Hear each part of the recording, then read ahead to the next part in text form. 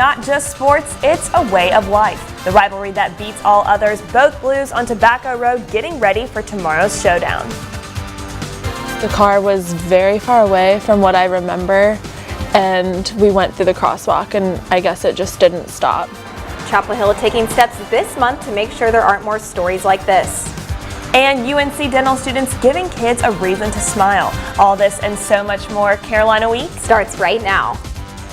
From the UNC School of Media and Journalism, connecting Carolina's campus and community, this is Carolina Week.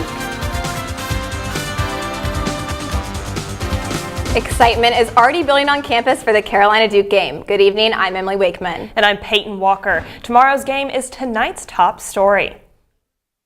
It's a legendary rivalry, and that's why seats for Carolina Duke games are in such high demand. But many students say the process for getting tickets for the Battle of the Blues is a battle in itself. We've got team coverage on the matchup, but first, reporter Abby Presley joins us live from the quad with more on the hunt for tickets. Abby? That's right, Peyton. For some students, they have been waiting 4 years to earn that treasured Duke ticket. You can win one free ticket from the student lottery, but for those not lucky enough to win, you might end up here at the flagpole. Students have been waiting hours, some even overnight, hoping to get a ticket in the turnback line. And that seems to be paying off, as tickets will be handed out any moment now. But believe it or not, sleeping at a flagpole overnight might not be the craziest thing you'll see during rivalry week. And there's no doubt about it, that little blue devil on your shoulder may lead you to do things you might not normally do, like sleeping outside or selling your prized lottery-winning student ticket.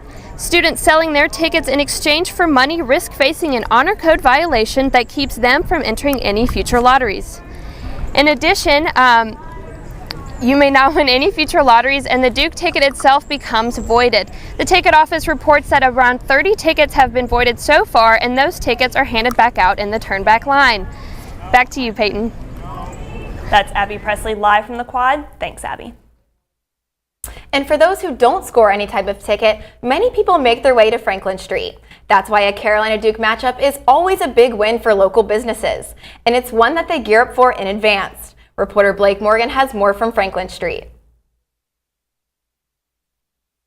People rushed Franklin Street after our national championship win last year. Although this game isn't quite as big, it's still huge for local business. It's Carolina Duke, and local businesses know they have to prepare for the influx of fans. Despite the large crowds, it's nothing new for some.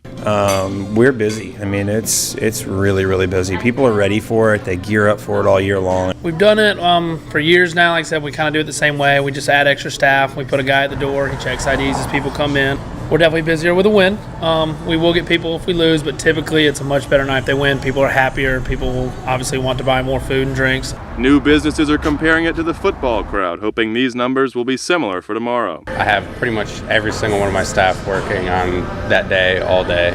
Pretty much all day Wednesday is going to be preparing for Thursday.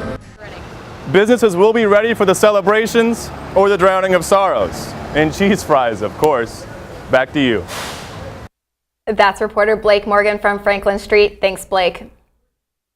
Nearly 4,000 bikers and walkers are hit by cars in North Carolina each year. And as reporter Allie Yates shows us, the town of Chapel Hill is trying to do something about it. I guess it just didn't stop. The next thing I remember is like being on the ground with the paramedics over me. UNC junior Alexandra Stanley leaves her house and walks down Rosemary Street every day. But before crossing any streets, she says she always waits for the pedestrian walk light.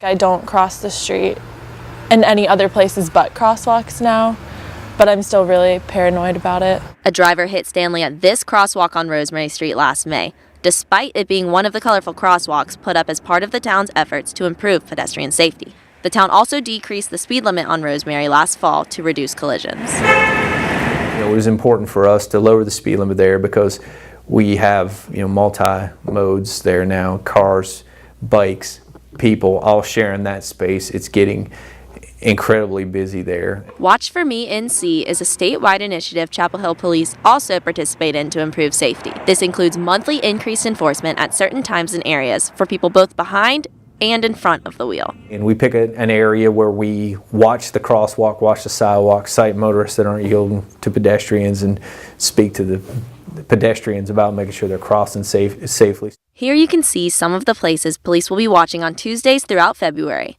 including parts of Raleigh Road, 15501, and MLK, a road a pedestrian was hit and killed on just last month. Police will monitor speeds and remind pedestrians to push the button at crosswalks before walking. Even my friends will forget sometimes, and they'll be like, why are you, like, you can go, it doesn't matter if it's not the pedestrian sign to walk. Waiting for that walk light just may be worthwhile. Fines and court costs for street violations will begin at $213. In Chapel Hill, I'm Allie Yates, reporting.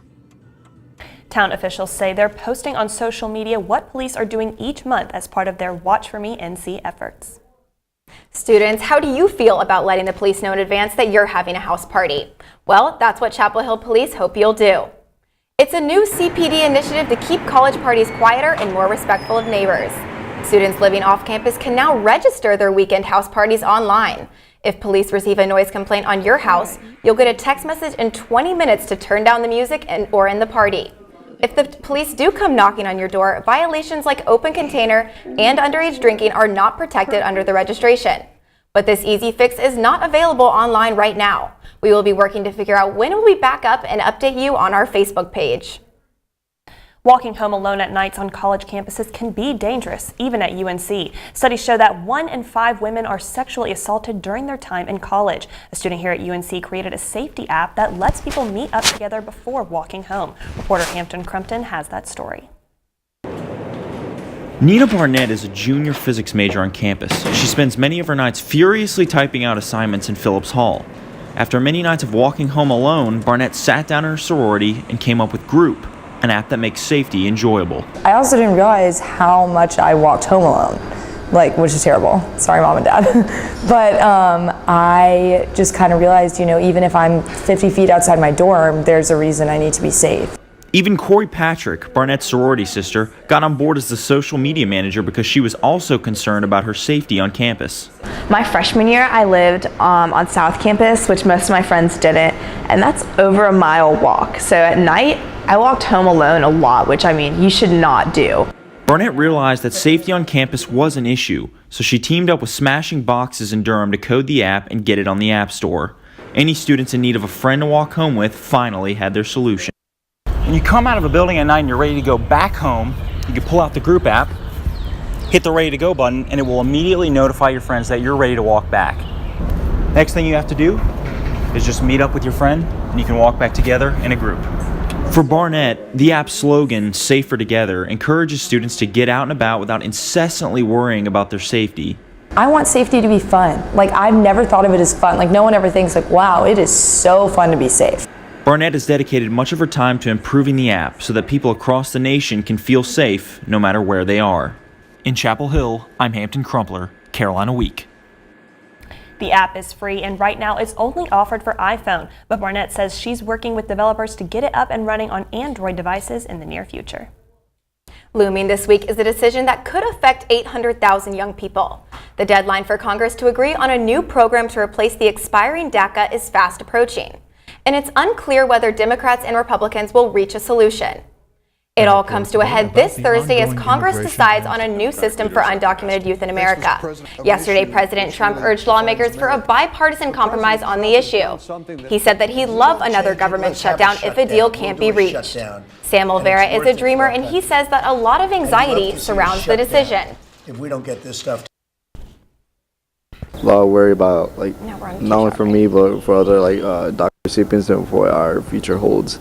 Because without DACA, it's pretty much our whole life is, gone. Regardless if a decision is made or not, the DACA program expires on March 5th. It's probably already happened to you. You're walking to class and someone stops and asks you to sign their petition to be on ballot for student body president. Well, the petitions are in and election day is next week. Reporter Keegan Matheson joins us live in the studio with the details. Keegan? For elections this year, things are a bit different. The student body president will be elected by instant runoff voting. It will take place on heallife.com from 12 a.m. until 8 p.m. next Wednesday, the 13th. That means voters will rank their preferences and the candidates Garam Tomar or Savannah Putnam will be your next student body president. They have both created Facebook pages to discuss their platforms. But SBP is not the only office for grabs on the ballot. Carolina Athletic Association President, Resident Hall Association President, and Senior Class President are all on the ballot. Peyton? That's Keegan Matheson live in the studio. Thanks, Keegan. And of course, we'll have full coverage of the student body elections in next week's show. There are popular products that certainly leave your face clean. But they could be hurting the environment. That's coming up next. Here's to the things that can keep us safe. And now, those that we carry with us everywhere will bring us wireless emergency alerts. With the unique sound and vibration, you'll be in the know, wherever you are. Well, Thomas, you've got prediabetes. But with more exercise and a change in diet, it can be reversed. I've tried exercising.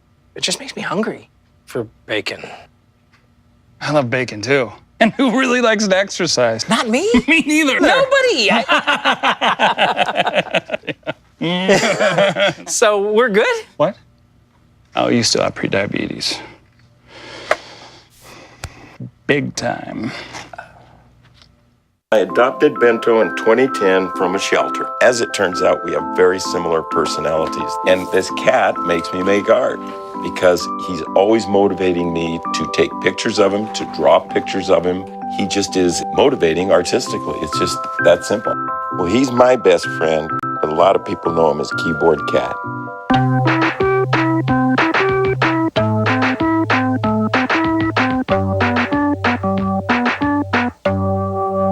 Morning, Gary. We are GetSchooled.com. You want a college education, don't you? Gary, financial aid forms. Biology homework, G. Picking a college, man. You and us go together like tacos and Tuesday. And I love tacos. It's me, Artie. Come see what I collected. It's me, Artie. Come see what I collected from the Creative Galaxy in my idea box. Transform your world. Will you help me make art? Each one of our journeys keeps us young. Before you throw it away, Hey, I have an idea. think outside the box. We'll never get older. Each one Go be amazing! Give your cardboard box another life. Recycle.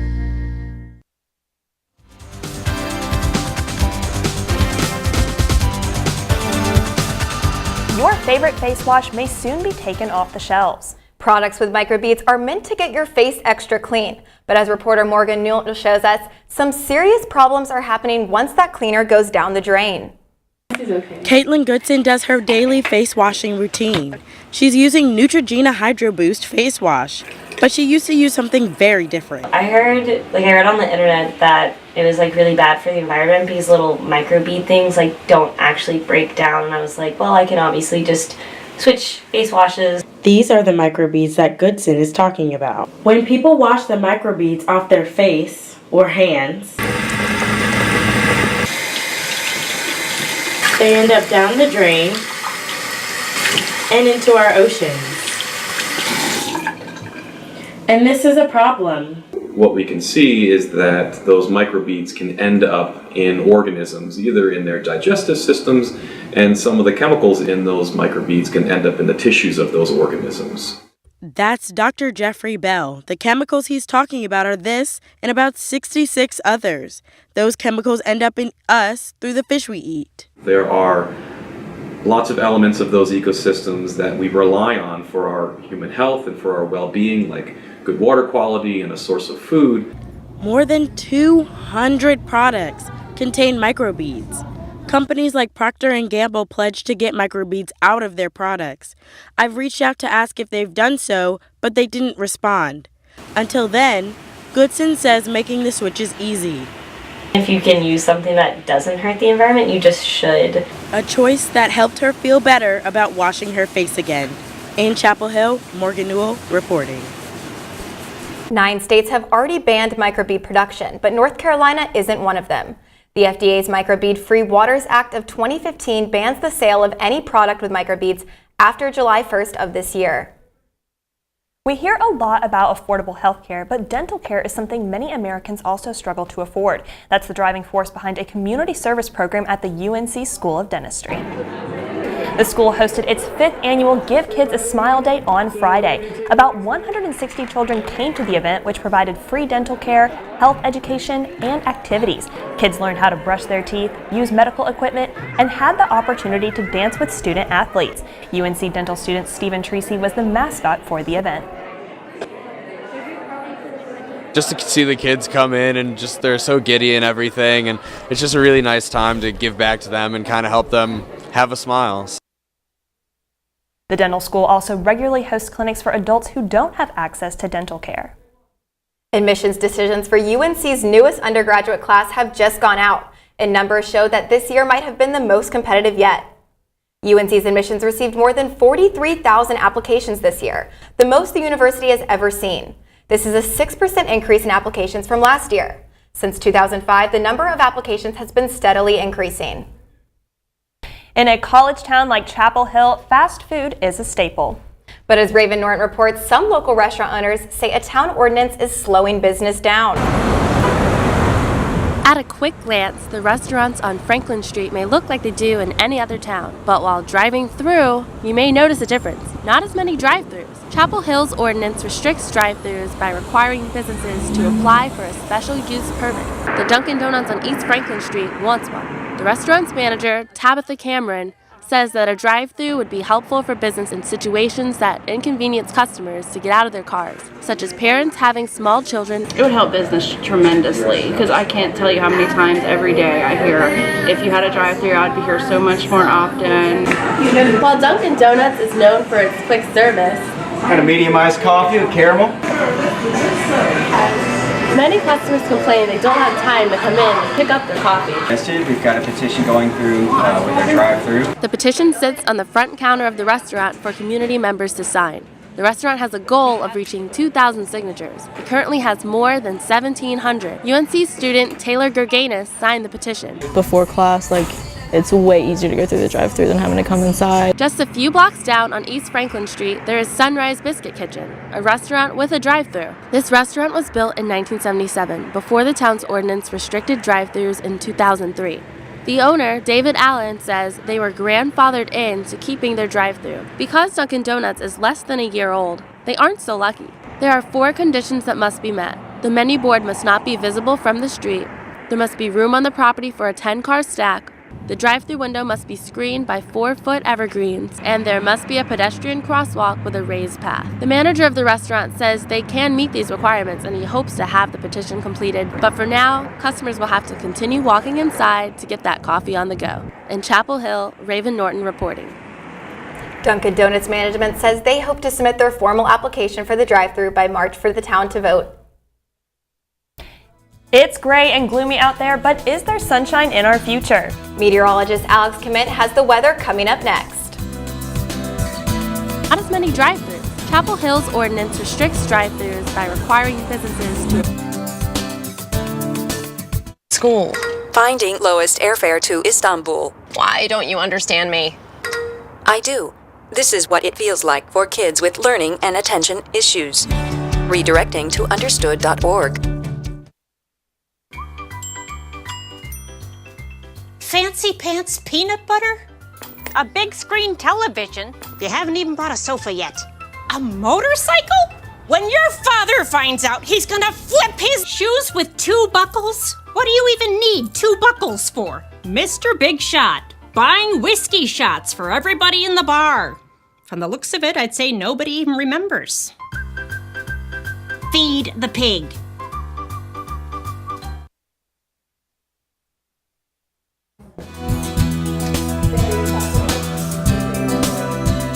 Hey, thanks for staying with us and welcome back. I'm your meteorologist Alex Commit, and I have your weather for you today. Rainy day blues, I have how long that will last, a touch of sunny and mild, and a soggy weekend to come up behind that.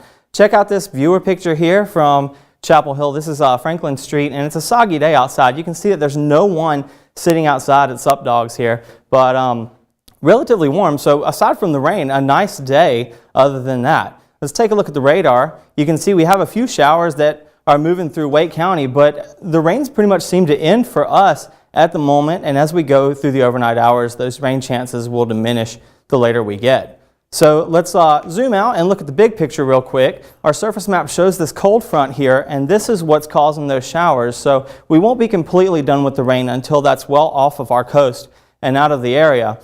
But behind that, we have nothing but sunshine. So currently right now, 61 degrees with rain and clouds, winds south-southwest, 5 to 10 miles an hour.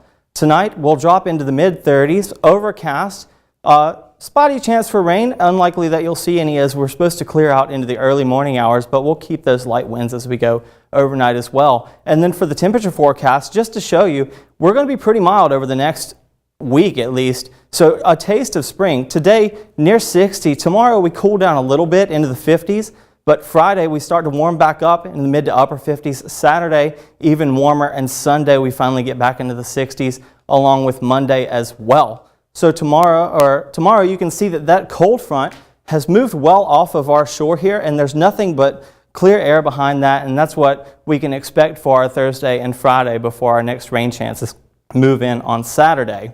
Tomorrow on your way out the door, 8 a.m., we have 35 degrees, so a chilly start, warming up to the mid-40s by noon, and then 48 by 3 p.m. We'll top out in the low 50s for our high tomorrow. And then if you're going to the basketball game tomorrow, the Battle of the Blues, our tip-off is 38 degrees and Victory 35. And then just to recap, for a week ahead, you can see we have 50s and clear skies.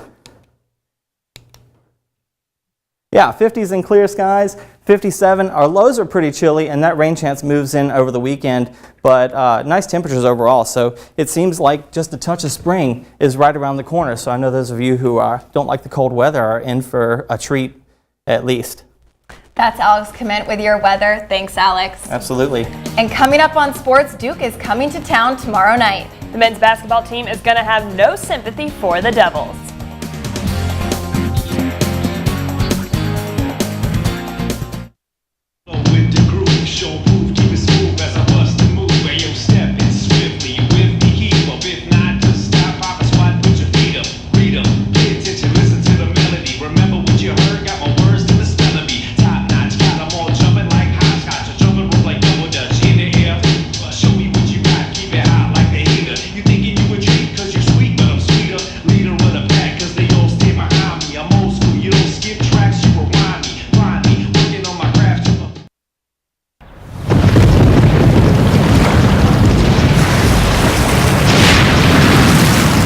Up to 40% of businesses never recover after experiencing a major disaster. Make a plan at ready.gov/business. Places, everybody. Light check. 1, 2, 1, 2. Everything looks good on our end.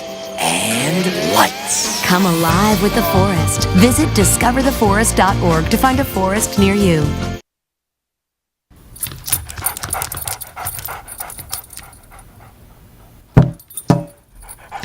There's a shelter pet who wants to meet you. Meet one today. Visit theshelterpetproject.org. Adopt.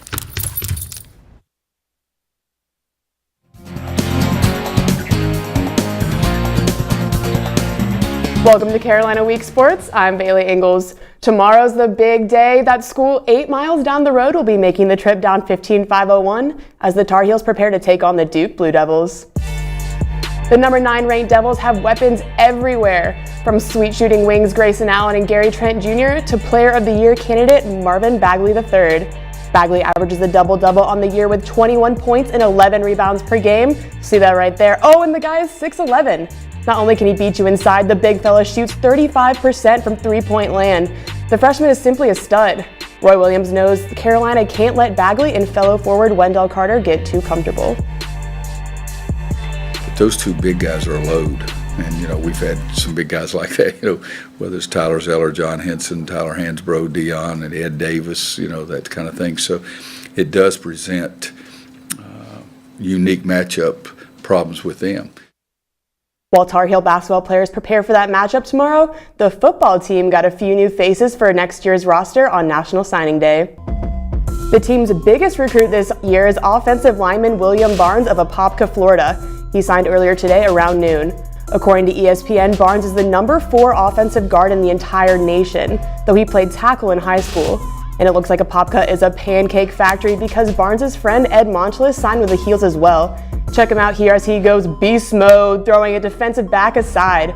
And Monchlis says if one's good, two is better. Just call him IHOP because it's a pancake block. He also signed with the Heels as quarterback DeAndre Hollins of Tampa. Hollins is rated as a 3-star recruit by ESPN, but with time and work, he could be the replacement for MJ Stewart. The Heels class is now rated number 31 in the nation. The third-ranked and undefeated men's tennis team returns to action Tuesday evening to take on the number 18 TCU. The Heels were hyped up for their third straight matchup against a ranked opponent. They got off to a hot start, grabbing the doubles point with ease with wins on courts 1 and 2. Freshman Matt Kiger made it 2-0 by sweeping his opponent for the first singles point of the day. Not to be outdone, Bo Boyden followed up by sweeping on court 5 and putting Carolina on the brink of victory. And where else to clinch than court 1? William Bloomberg had to sit out, so Benjamin Seguin stepped in and earned the win against the number 31 player in the country. The Tar Heels are now 7-0 with the ITA Team Indoor Championships coming up next weekend in Seattle. All right, well, I know we're all definitely excited for this Carolina-Duke game tomorrow. yes. I heard you mention you have Phase 4 tickets. Phase 4, yes. As a senior, I was a little disappointed, but I'm excited that I get to go to the game and experience it one last time before I graduate. Well, that I'm very jealous. I know we all are. I'll actually be covering it, so be sure to look for me down on the court. You might see me sitting under the basket. Thanks so much for being with us, Bailey. Thank you. One UNC grad says nobody puts North Carolina in a corner when it comes to the film industry. Stay tuned, that's coming up next. Todd's a great guy. I mean, look at him. What a sweetheart. Attaboy. Wait, Todd, what are you doing? How totally selfish and un-Todd-like of you. Come on, Todd. Come on, man.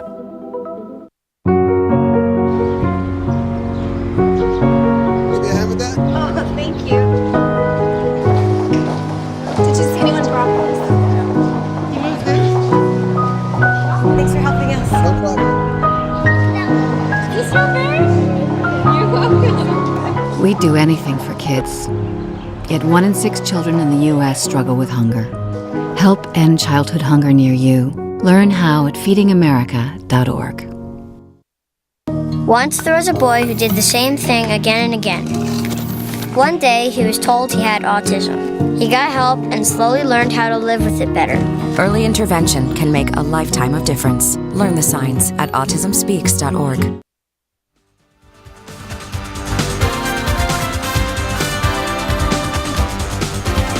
North Carolina has served as the backdrop for many movies. And a UNC grad is hoping to keep the state's rich tradition film going. North Carolina has been home to hundreds of films such as The Hunger Games, Iron Man 3, and Forrest Gump.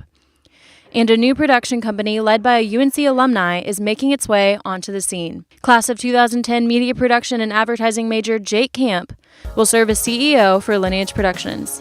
After working for years in television in New York and Los Angeles, he says he's ready to come back to his North Carolina roots. And so I really wanted to bring that back home to where my community supported me, because really it's all about giving back. And I know it's cheesy and cliche, but it's true. And I think film in general sort of transcends cultures. Over cocktails and hors d'oeuvres, Camp and his two partners, Nick Westfall and Amber Adams, presented upcoming plans and examples of their work to a group of area industry leaders. The goal of the company? To sustain filmmaking on the East Coast and bring back financial incentives to the state. I'm sure everyone has had an inspirational moment from a film. In 2015, the state legislature eliminated the tax incentive program that refunded 25% of the money a production company spent filming in North Carolina. This change sent filmmakers and North Carolina crews to Georgia and South Carolina, states that currently offer larger incentives. Wouldn't it be fun to say that we started a tiny little ripple and it turned into a tidal wave, and then we got the film incentive back, and the film industry starts to come back alive in North Carolina. And despite the current lack of film incentives, If there's one takeaway from tonight, I want it to be that film is not dead. I want it to be that North Carolina is still a vital and vibrant, beautiful community full of talented cast, crew, creative individuals that really can still make beautiful quality films. Lineage Productions plans to produce anything from feature films, commercials, TV series, branded content, and music videos. In Greensboro, Savannah Britt reporting. Well, I hope they definitely get to protect that tradition. I know I personally revel in the stardom a little bit when I see our home state being represented on the big screen. It really does make you love the movie that much more. It so does. Well, that's going to do it for this edition of Carolina Week. Thanks so much for watching and have a great night.